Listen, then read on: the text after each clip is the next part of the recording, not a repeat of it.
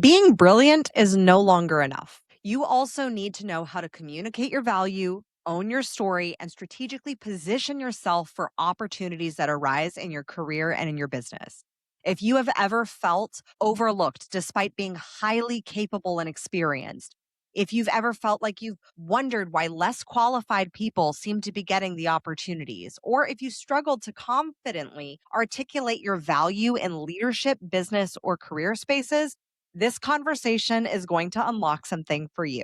In this episode, we are posing the question: how do you strategically position yourself for the opportunities, visibility, and leadership you know you're meant for without burning out, overcomplicating it, shrinking yourself in the process, or getting stuck on the clearance rack? Success isn't just about what you know anymore, it's about how you communicate it, how you embody it, and how you position yourself so that others can clearly see the value that you bring to the table. When you master that, you stop waiting to be recognized and you start becoming undeniable. Like our guest today, the fearless Candyce Hunt.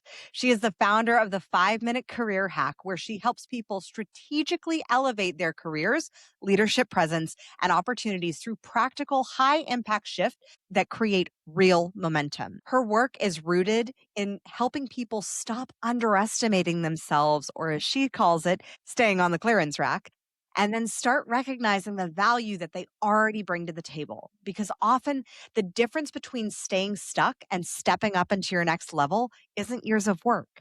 It's one powerful shift in how you see yourself and communicate that value to the world.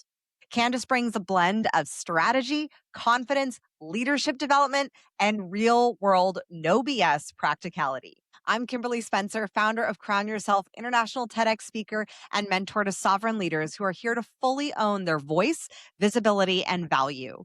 This is the Crown Yourself podcast that exists to help you lead with confidence, clarity, and conscious intention in your business, your leadership, and the way that you're showing up and making an impact in the world. So if you're ready to stop playing small and start positioning yourself powerfully, stepping into greater confidence, stick around, hit subscribe so you never miss a conversation like this, and let's dive in. Welcome to the podcast, Candyce. Thank you so much, Kimberly. I'm so excited to have this conversation with you today. I look forward to it. What does it mean? I mean, I've seen your TED Talk and I loved your TED Talk. I know that you and I were texting back and forth as we were watching each other's TED Talks after we met.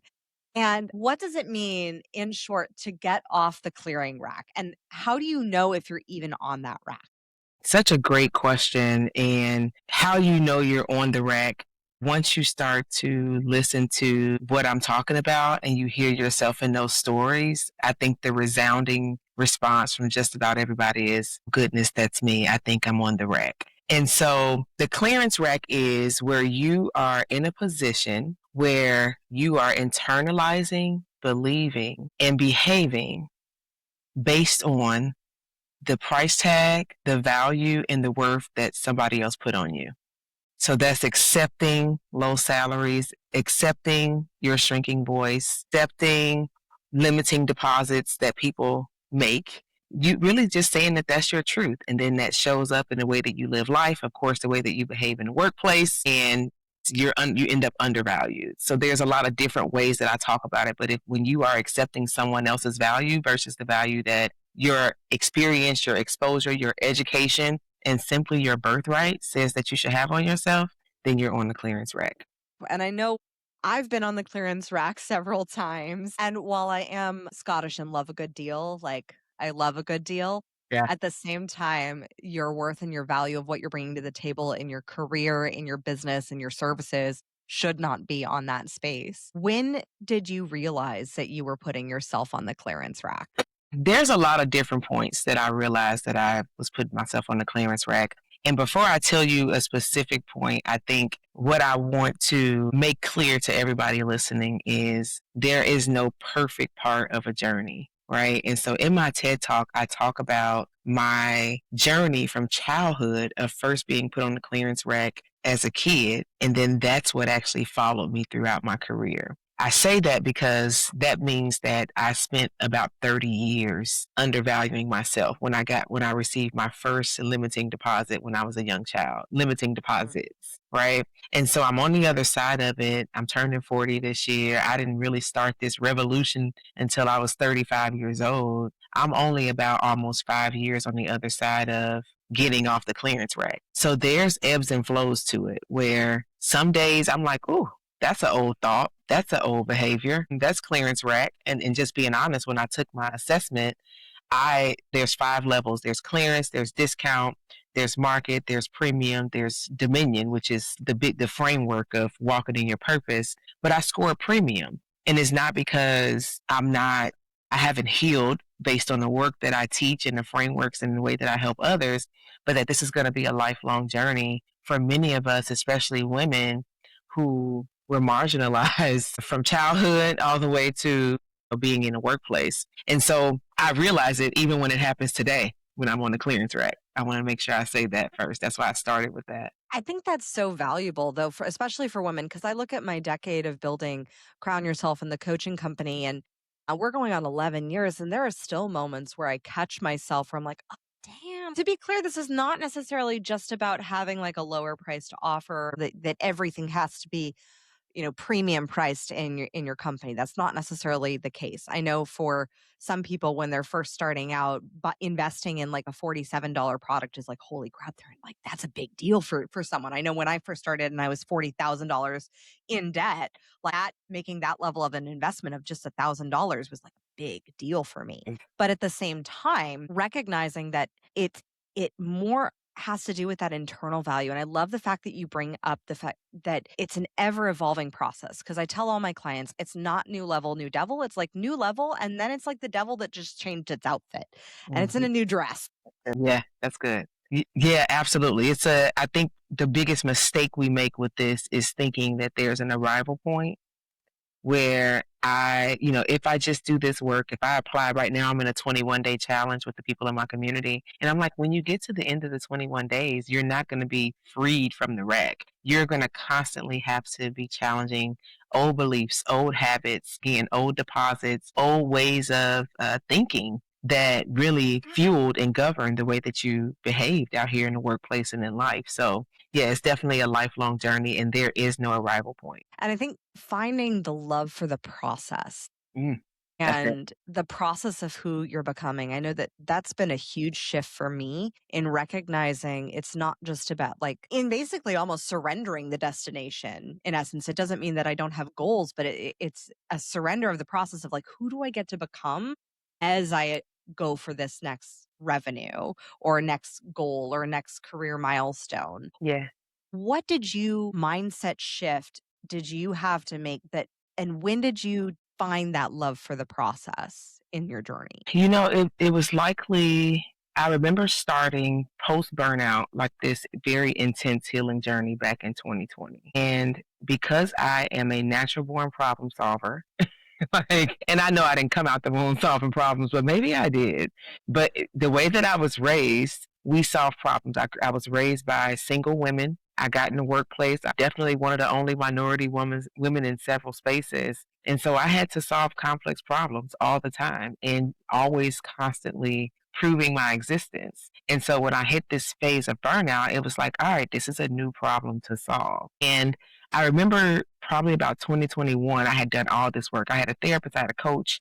I was doing some intense stuff because I was, healing childhood traumas and recently divorced and revolutionized from a toxic workplace. And like, I negotiated my first severance offer. Like, it was a lot of things that I did in a very short period of time, but I was still feeling like I don't feel better all the way because I was expecting what I had been used to is Candace does the work and the problem is solved. And then I started to realize, well, you're trying to solve the wrong problem. You're trying to return back to who you once were. And really, what you need to be doing is focusing on where you're actually going. And it took me a while to accept that of like, you don't have to be the most productive. You're not even in the same spaces. You don't even want those things. And then you start going back and it's like, whose dreams are these anyway? Like, where did I learn that I wanted to be an executive in corporate America? Where did I learn that? Why do I feel like because I'm not that, that I'm not arriving and I'm only going backwards? And so over time, and in some conversations with coach and therapists, I was coached on you're expecting this. I made it over the hurdle and then here's my rise. But your North Star has changed because you've changed your entire life. You've changed your entire way of thinking. You're challenging everything you've been taught. It's no way your North Star is the same. And so my North Star became freedom, freedom to choose how I wanted to live, freedom to choose how I wanted to work. And no, that's not easy. You know that you're an entrepreneur and it doesn't always feel free. But what it is I'm building confidence day by day all the time and forever will be because I'm willing to try just about anything to, just to continue to grow in my field. So the mindset shift was realizing that my North Star changed and letting my community help guide me through that so that I could go down my true purpose path. I think that making that North Star freedom is something I see so many entrepreneurs do. It's mine as well. But at the same time, building your own business takes a lot of responsibility. And I think that there's a misconstruction Hmm. of freedom meaning a lack of responsibility in a way. I Right. know that when I first started Crown Yourself, it was like the laptop lifestyle and hashtag. I'm like, no, no, no. I want the freedom to not go to the beach with my laptop. There gets sand Yeah. in the laptop. I don't want the laptop lifestyle. I want like lifestyle, vacation, work, and space. How did you come to, I mean, because you've been incredibly successful in corporate, and how did you come to balance the responsibilities that come with entrepreneurship through the lens of that value of freedom? Yeah, it's a work in progress all the time. I wouldn't get on this platform and lie and say I have balance. I don't think that I do, and I don't even know if I believe in it because that means you have like 50-50 equal weight on things. And it's just my life is just not set up that way. I'm a single mom. I do a lot of things. I have a t-shirt business, podcast, I do speaking, I do workshops, I do operations work occasionally for people. And so there is no balance. I think the way that I manage my North Star of freedom is just constantly being aware. Mm. I am constantly aware of how I'm feeling and I'm responding to my body, which is what I was not accustomed to doing when I was in corporate America. So that's the awareness piece is one. Two, I mean, there's practical things and tactical things that I use, like a calendar. So I made the Whoa. mistake when I first got into entrepreneurship, a super tasky calendar and here's all the things I can accomplish, overloading it, getting disappointed, getting deflated, not moving because I had too many responsibilities because I was used to high levels of productivity. But my awareness, after I realized the cycle wasn't working, my awareness was like, okay, what's happening is you're not getting anything done because you are doing too much because you're still shooting towards the wrong thing. And so now it's what do time blocks look like? I can't be everything and do everything all the time. That is a way to be on the clearance rack. If I'm Yeah. overextending myself, I'm not valuing myself. And so it's really a function of time blocks, saying no a lot, and make it. I read a book called 12-Week Year. That was probably the game changer. Yes. When I started to adapt in quarters of systems of quarters versus trying to here's my yearly goals and now I got to get to this by the end of the year, that was probably the pivotal moment where I was like, all right, if I start to feel out of alignment, if my awareness and my body is saying this isn't working, you are way off balance, kilter, all the things. Are you looking like your goals are too extended out? Are your activities in your calendar? And I use a bullet journal. I got two of them sitting here. Your bullet journal, your bank account, does it match your goals? And when you see that lack of alignment, for me, whose goal is freedom, I can't be free if everything is all over the place. I'm just stressed. I'm in survival mode. And that's counter to what I'm trying to achieve. So I hope I answered the question, but lots of different things that I use. Oh, there's so many things to unpack here, Candace, because I think that looking at it through the lens, I agree with you. I think balance was the wrong word for that question because I too don't really believe in balance, especially as a mom with three young kids. Like, what It's balance? impossible. Yeah, it's impossible. Impossible. But there is harmony and there is the Integration. ability to have that harmony and symbiosis of all the things working together collectively to support each other.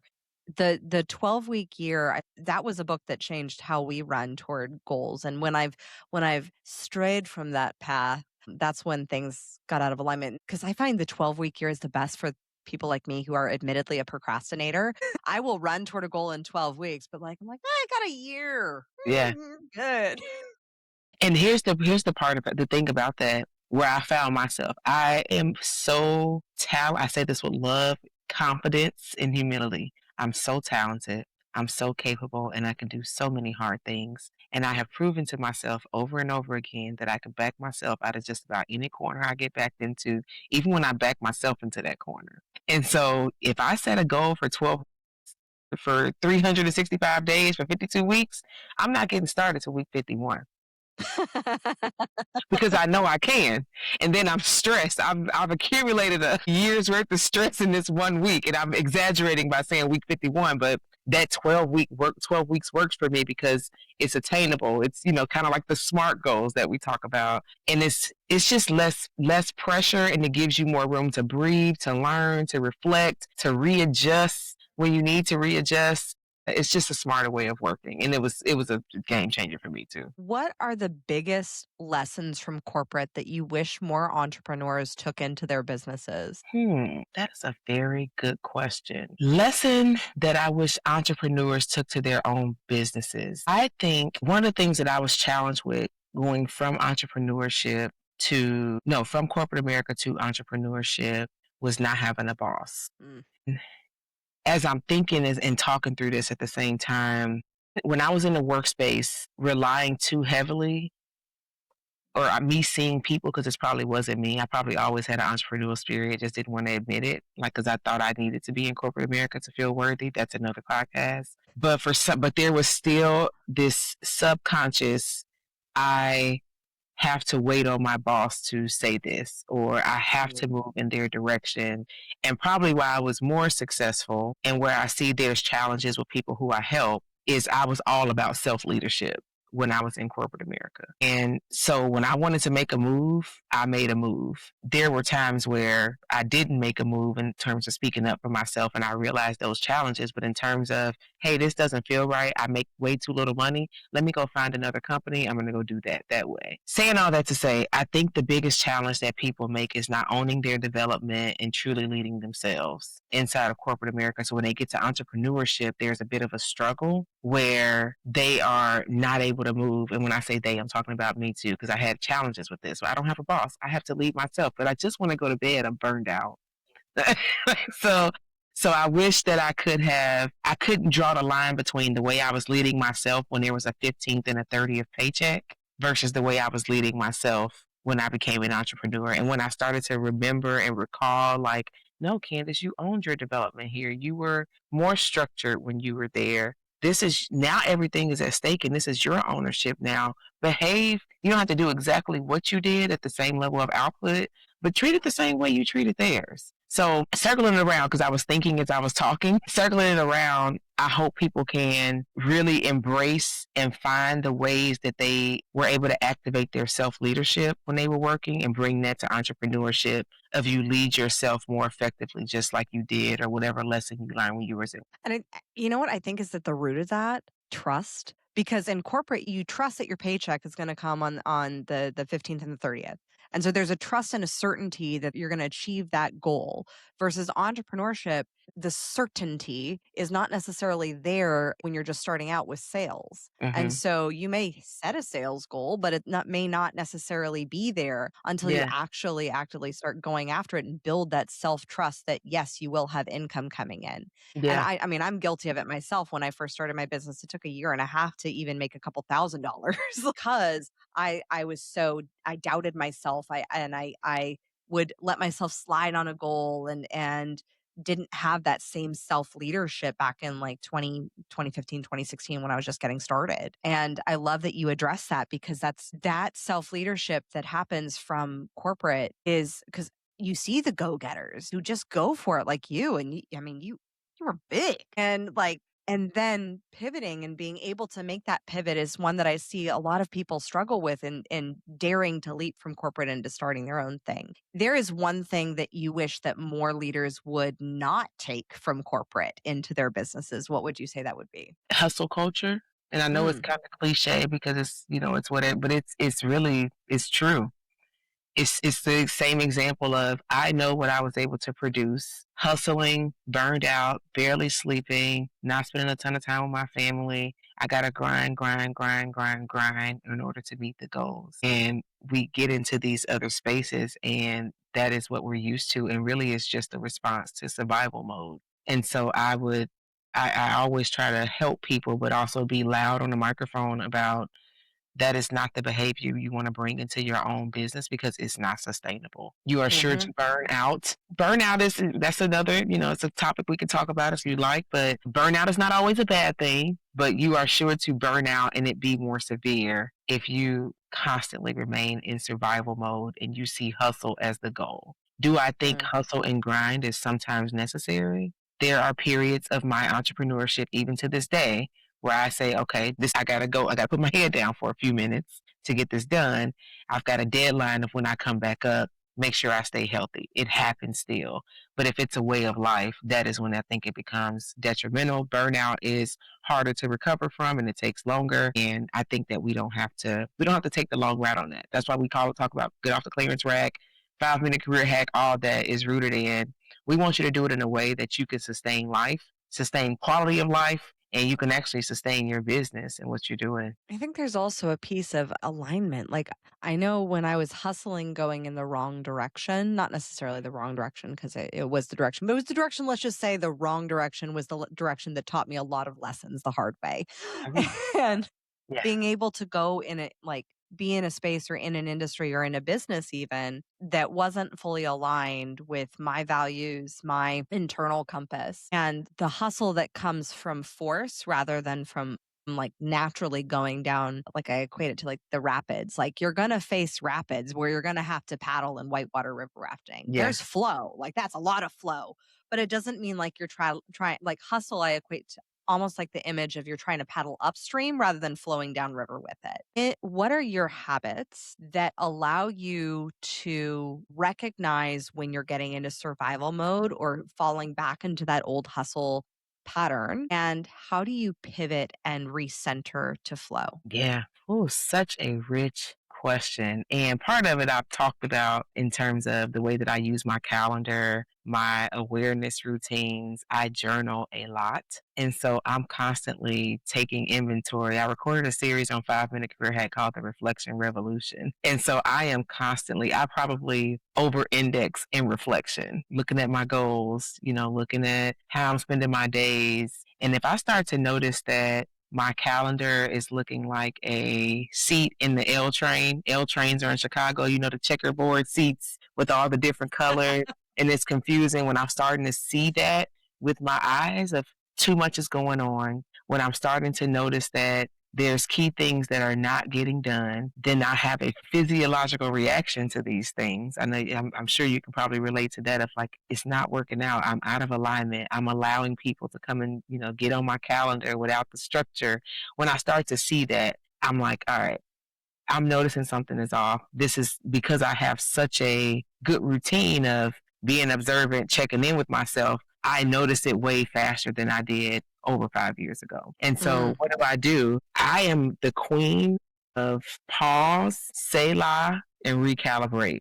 So, I'll grab me this bullet journal. I will open up a page. And I do just a straight brain dump, reflection. Let's get everything out that's going right, that's going wrong, and then let's reorganize it into my structured week, my structured days, and my time blocks, like based on my business goals. And I'm not sure if you're familiar with the bullet journal process. Shout out to Jamila Brown, my co-founder, who got me onto that. But I'll pause, I rest, I recalibrate, and I get back into let's make sure we stay in alignment with what you wrote for your quarterly goals. So it happens. It happens. My kids play basketball because I'm as multifaceted as I am, sometimes things that come up, and it's a part of calling where I have to say yes to some things that come up, right? So when it happens, I think as I wrap this answer up, I'm glad you asked this because what I don't want people to think is they can completely avoid it, where they get burned out or where they get off balance or where they realize like I am hustling and grinding. It's going Mhm. to happen, but you have to have systems and structures in place so you can notice it when it happens. So Yeah, that's the short, or the long story short of my answer for that one. 100%. I love that we went there, Queen, because I think I had a season just recently. Our sister company, Communication Queens, was helping one of our clients in launching his first live event. This was like the launch of his business, the launch of his brand, and we were hustling. And like to be honest, like on top of my role as CEO of both my companies, I was like wanting to make this like I wanted this event to be successful. Yeah. So I was working with my team until like 1 a.m., knowing that this was going to be like that this was a short-term push. And I Uh-huh. think of it like labor. Like Mhm. you're not in contractions the whole 9 months. There may be moments of discomfort throughout like the gestational period, but it's only in the last bit that there's like a push to get out and you're actually in that push space of labor to deliver the baby. And I knew I was like, as soon as that happens, like as soon as the event happened, which was an extraordinary success, I would like shout out to Rich. He did an amazing job launching Animated You.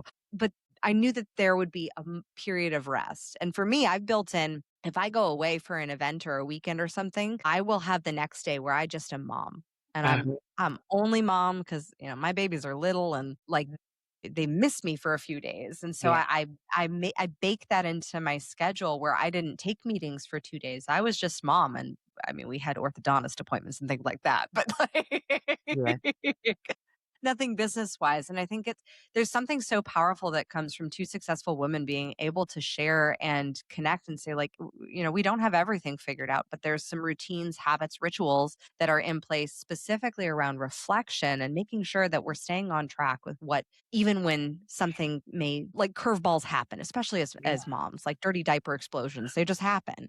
Yeah, Your yeah. kids are Yeah, yeah, I'm so glad I'm past that phase. The other thing I would say too, and I wanted to make sure I mentioned this, like, so all these things happen, and I think the point that we miss, Kim, is that physiological response that I talked about. Like, I Mm, think that's the part that we ignore, that our body's telling us that you need to sit down. And so, I think a common misconception is that we think that we can get rid of stress and that we're going to do these certain things, kind of like that North Star that I talked about. And then the stress is going to go away and I could just go on this path towards never having to experience burnout and overwhelm ever again. And whether there are good things or bad, I'm telling the truth, right? yep. Right. I hear it so often, and I'm just like, what makes you think? Who do you think you are? What makes you think that you're not going to have to experience this? And so I think what I try to make sure that we realize is that our body tells us when we experience it, it's inevitable. Stressors are not always bad. Getting married is stressful, and it's happening while you're building your business. Getting a new house, starting a new business. There's the Holmes Rahe stress inventory that basically lists the things that can cause you stress. Those are stressors. And if you start to add all those things up at the exact same time while you're building a business, being a mom, I have stressors happening every single day. And so I've got to Mhm. just be aware of that so I can know the response is going to happen in my body and I'm going to respond to it with my body. So other habits are getting 7 to 9 hours of sleep. I am serious about that. Last night's a great example. I stayed on the phone talking to my sister until midnight. I don't just get back up at 5 o'clock because that's when I was going to start my day. I'm going to get my 7 hours of sleep. I'm going to get my Mhm. 7 to 9. That's how serious I take it because I've spent so many years in corporate America getting 4 to 5 hours. That is a part of my routine and my habits that when I notice I can get back. And then secondly is moving your body. The best way to respond to that stress and the routine and habits that matter more are moving your body in some form or fashion. I'm not saying you have to go to the gym and do all the weight. I'm not the nutritionist or the health expert, but I get outside and I try to move my body as often as I can as a response to that. So that's the thing that I wanted to make sure I mentioned as well. Oh yeah, I think the body knows before the brain does. My Yeah. my foray into personal development was not through mindset work. It was actually through my first business as a freelance Pilates instructor Mm. and So learning. know. That's where I learned about the parasympathetic nervous system. That's where I Mhm. learned about how to regulate my body. I was in a chronic stress response for years because childhood and growing up with an addict for a father, like that was a chronic stress response. And I didn't realize that until I found Pilates, which activates the parasympathetic nervous system. And I was like, there's this whole other side of feeling that I could actually feel instead of constantly stressed and burn out. But it's about listening to the body. And I don't think our society has really rewarded the intuition that comes from the neck down. Mhm. Mhm. We have praised our logic and our reasoning and our strategy and being able to think and set goals and all of this conscious mindedness, but the subconscious mind runs the body. And when we Mhm. can tune into that, there's so much wisdom inside. What have been your greatest revelations that your body has given you? Such a rich question. I don't even know that I thought about that. Some of the greatest revelations. I think what my body has proven to me over the last several years is that I am capable of building up muscle memory that I'm not most familiar with. And I tell the joke all the time that I am an athlete and I run my mouth and I jump to conclusions all day. So that's what makes me an athlete. But in fact, I was raised with my father telling me that I would never be an athlete, that I was fat, and all these other different things that were those first limiting deposits, clearance rack speak, right? And so as I've gotten older and what I just talked about in terms of me listening to my body and working out more and going, moving my body as a stress response because stress is going to be here. I remember first doing it thinking, this is just not me. Like, I've never been a workout person. I am a serial like I do academics. I am smart. I do math, spelling bees, like excelling at work. That is what I do. And I remember thinking, how am I ever going to sustain this? Because I don't enjoy it. And then somewhere along my healing journey, I started to notice that I really did enjoy working out. And it was because I had trained my body and trained my mind to enjoy because I saw it as this is a part of my healing journey. But then what Mhm. happens is you fall off because life gets busy and you don't work out as much and you miss a couple of months of workout. And I'm just keeping it real on what happens. But I remember my mentor saying to me, I understand that and you're being hard on yourself because you haven't worked out, but you've built up this muscle memory in your body that when you're ready to go back, you are going to still enjoy it and you're going to be able to pick it back up. And she used to always say, what you don't mind, it doesn't matter.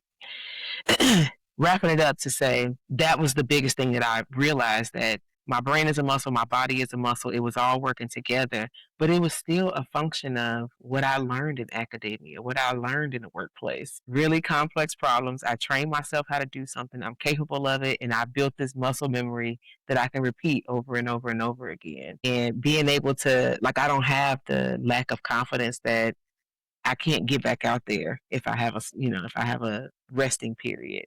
I have confidence in it and I look forward to it when it happens. I think in a way it's kind of like that self-leadership that you were talking about with corporate. Yeah. Like remembering that you had that muscle memory and could bring that skill set and that muscle memory back into your business, which if we just remembered that in our like that is baked into our bones, that Yeah. ability, and yet subtracting the hustle culture and the negative side of it. Like I used to work out to punish myself, and I had to grow and learn how to work out from a place of love and caring for myself and healing my body from bulimia.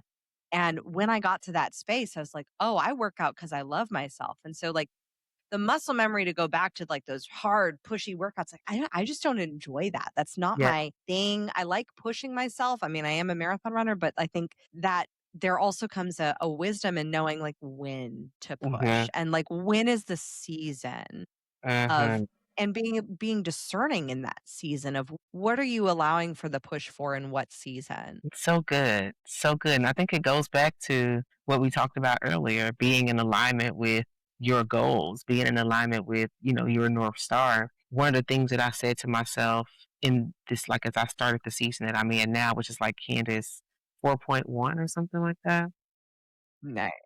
I said, if for where I'm going and the things like my schedule, it's going to be what it is. I'm, constantly somewhere speaking, just doing something all the time.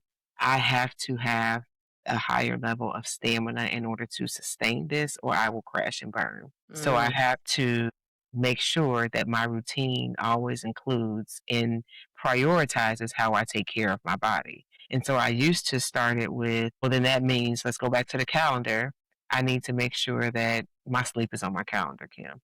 Like, no joke. It triggers me. In 10 minutes, you need to be closing your eyes. So I would prioritize it with the sleep, then workout. And then my mentor and I had a discussion once, and she's like, I think you need to flip it. Workout gets you better sleep, gets you to where you can have the stamina that you need throughout the day. And so that just, again, another shift of mindset shift of I'm thinking that I need to sleep so I can work out. No, I need to work out so I can sleep so that I can work. Rinse and repeat over and over again. But it's got to be in alignment with my goals. I know that I have a busy schedule. It's always a busy summer. This is a busy quarter. This has got to be a part of my daily habits and routine so I don't find myself burnt out and on another version of the clearance rack. Okay, well, thank you, universe, for sending a message to me through Candace. It's for me too. I gotta constantly remind myself, Kim. Because I mean, as the mother of a young baby, like Mhm. that's I have over the past few months prioritized sleep, and that was like the main thing. I always say take your meds, meditation, exercise, diet, and sleep. And I would put exercise first so that I wouldn't have to sleep as much because I could actually get a better, deeper sleep on less by exercising more Mm, and putting exercise first. But then I started to realize how depleted I was as a mom with three young kids and like one of them being a baby who's currently kicking me in the face and loves to sleep on my head. And I so know. I too have been in the season of prioritizing sleep first ahead of exercise, which has caused exercise to drift. And I got the message. All right, we're gonna put that one first back. Do you use a sleep app that allows you to track or anything like that? Yeah, so Apple, by Apple, I'm an Apple girl. Yeah, you're Apple too, because we were blue in the text message. Oh yeah. Yeah, so the sleep app that was a big part of my journey was, tracking my health in the Apple app. And so sleep steps, I fell in love with working out because I created a system. I need to close my rings every day, right? And so, there was a point in time where me and my friends would be like sending each other, here's how many hours I got last night, here's how many hours I got, and doing that over time. Now it's just, it's just a way of life at this point. Like I have to get my sleep. Oh yeah. I use the Rise app. Oh, And really? it's, Okay. where because for me, it was a wake up call when I saw how much sleep debt I actually had, where I was like, "Oh, damn." I'm like and it would say, like, "You're at a 35% energy potential." I was like, "Oh." And then one Oh, time I got up to a 60%. I was like, "This is what I'm like at 60% energy? Watch out, world." I know, I know. So, when you see the greatness that you're stepping into, I know I love the quote by Marianne Williamson that, it's not our darkness that scares us, but it's our light. It's the potential that we have. It's actually our greatness. Do you still catch yourself in moments of self-sabotage and where other things can easily shift? And I know we've mentioned about how reflection in the bullet journal really helped bring you back. But what are those big stretchy goals that are still feeling really big for you? Yeah. I mean, that's it's can I talk to you all the time? Because I love your questions. I love coming up on podcasts and being asked questions that nobody's ever asked before. There are absolutely moments, and I try to be as open about this as possible because sometimes people look at me and go, like, oh my gosh, she's got it all. She must net. She's so confident. She shifts the room, like all these things. And I'm like, yes, that is true. And I still get afraid. Sometimes when I negotiate or say, hey, this is my fee, because I accepted so little for so long, I still get nervous if somebody's going to say yes. I'm still going to ask for it though. I'm going to still ask for what I want. Yeah, queen. Don't get me Yeah, you do. wrong, but I still doubt myself at times. Again, it's because I spent so much time on the other side. And so one of the biggest things that sometimes can be like the stretchy goal is I'm running multiple businesses at one time. And we're about to hit summer. My daughter and our t-shirt business does very well over the summertime because of picnics and family reunions. And so the revenue that comes in from, doing what I do from a speaking standpoint and from the t-shirt business, it surprises me sometimes. And I think, am I an imposter? Like, am I really doing this? Like, how is this happening? And not just the summer, but just in general. Like, if I'm negotiating a deal or just whatever I'm doing, sometimes think that I'm in some fantasy world and I can't believe that I'm actually doing this. But it's the reps. It's the reps. It's the courage that I build through even when I am afraid or when I go, is this right? Is that number right? The courage that I build just by asking it anyway and staying in tune with, I like to talk about the Dominion Code, which is the truth. The truth says I deserve this. The truth says my experience, my education, my exposure, all the things that I'm capable of that I can do, what you're going to get, the value you're going to get in exchange for what you give me. The truth says this is the number, but I still have the, man, that's crazy. That's crazy. And I felt that a lot throughout my career, honestly, Kim. I remember as I grew in corporate America, I thought it was a dream. I was like, I am 25 years old. What am I doing as store manager for a big retail store? And I was always the youngest. I was always, it just went really, really fast. And so naturally, I'm going to have those moments, but I'm willing to keep trying. I know that I have not tried everything that I can accomplish. And I'm just like, I'm built that way where I'm just like, why haven't you stopped? Because I haven't tried everything yet. I haven't tried everything. I'm going to keep going. I got more to try. That's how confidence is built. Exactly. One of my favorite definitions of confidence is being willing to try. And so even when that fear comes in, I've built so many reps, so much confidence, so much courage has been built, especially throughout the healing journey. Then I go back and look at the evidence of when I truly didn't believe in everything I was doing. It's a passing thought at times. I get scared, I get fearful, and I'm like, girl, please press send, send the proposal, send the proposal. They're going to say yes or no. Love it. I love it. I think from working with clients who have made the leap from corporate into entrepreneurship, one of the big fears that I see is of replacing their corporate salary. And I think it's a misperception because I think with entrepreneurship, it's scalable. You can make things that are scalable that have where it's no longer dependent just upon the time that you're putting in at the company. When did you get to experience that shift? Tell me more about the The shift you're shift of asking being about. able to see the potential of the growth of your business Mm. rather than attaching your dollar to the time and the amount of time that you're spending in your company. So I hope this answers the question, but this is what's hitting my mind as you ask the question.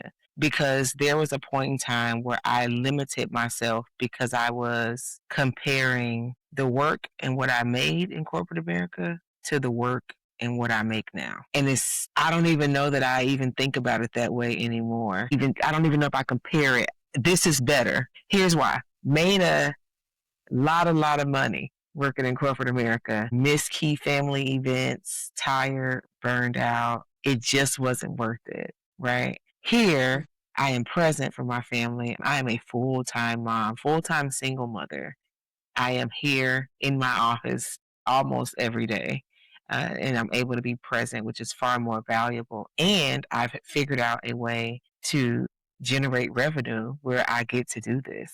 I am privileged enough to do this. And so I think the shift for me was when I said the way that I got to that exact number, I don't ever want to do it that way. But here's a number I can get to that exact number. To your point, scalable, it may look different over time, but I can get to that exact number if I just compound these great habits, these great routines. This Way of Living, Compound Effect, is one of my favorite books. If I keep doing these small daily things every day, build the processes and routines, make sure that I'm learning from my mistakes and implementing and adjusting so I don't lose momentum, this way is more sustainable. I will be able to scale and I'm less likely to burn out the same way that I did over here. Not burn out, but burn out the same way. So just that when I let go of the comparison, because that held me up for a while, then I was able to shift my mind into how I'm functioning in this new space and not have these expectations that it was going to ever look like it did before. And it actually looks better now. I am Oh, spending far less time making the money that I make now. When I look back at the time, hell, if I'm working 20 hours a day almost, it adds up. I was sleeping, so it adds up. So when I stopped comparing, long story short, when I stopped comparing, that's when the shift happened for me, and I can continue to move towards freedom. And I see scalability. I mean, it's happening right before my eyes. mic drop, Candace. I have loved this conversation. I think that that is probably one of the most valuable insights for those who are making the shift is that there it literally is no comparison when you are in one way you're only prioritizing money and in the other way there's quality of life. presence with your family, the value that you're putting into the world, and the price of fulfillment. And like, does that really like, what's the price tag that you're going to put on that? And I love the fact that you have found that path forward and created that intentionally.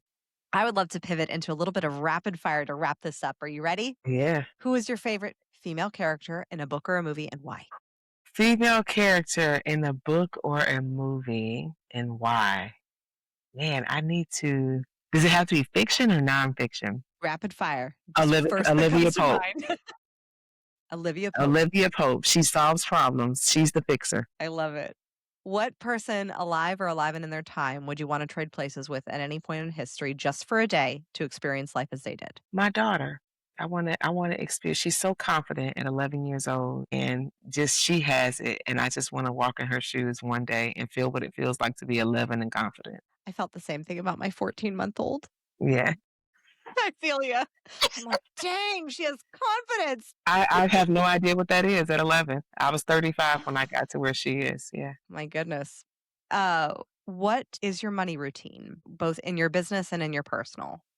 Hmm. Like, do you look at P&Ls? Do you journal about money? Do you manifest it? Do you like, how do you think, what's the routine or rituals that you have around money? Great question. Daily 7, We Should All Be Millionaires by Rachel Rogers. And one of the daily 7 is check your money. So I have number one routine is know what's there all the time. It's just like the bullet journal, writing out the task. If you know what's there all the time, then you are more likely to manage it better.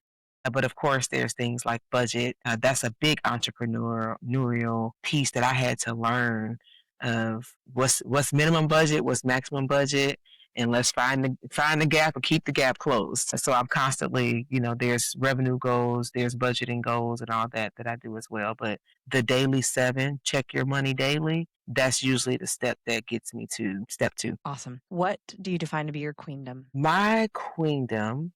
Man, these are tough questions. It's my dominion. Rapid fire, queens, Yeah, go! I love it. I love it because there's so many things. My queendom is me, my confidence, and the dominion that I move around with.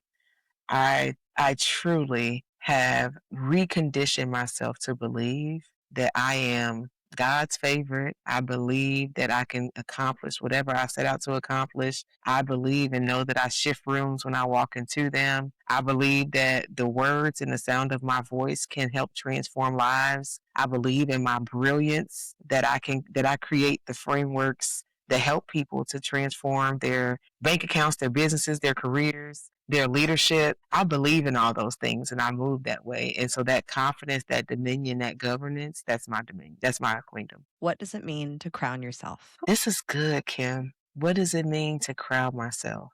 To crown myself is affirming myself. When I got on this Mm. healing journey, one of the first things that I did, and this is all career life and leadership what we're talking about. Even though we spent time in the internal space, one of the biggest shifts I made was changing my self-talk and affirming myself and not waiting on someone else to affirm me. So when limiting deposits come my way or when undervaluation comes my way, I can say I believe in myself because I've had the conversation with myself first. And so I crown myself by affirming myself. Candice, where can we find you? How can we grow our own dominion? How can we get ourselves off the clearance rack and get into your ecosystem? Yes, yes, yes. So on social media, I am most active on LinkedIn. So follow me there, Candyce Hunt, Candyce Hunt on LinkedIn. Follow, send me a DM if you want to connect. That is usually the fastest way to connect with me.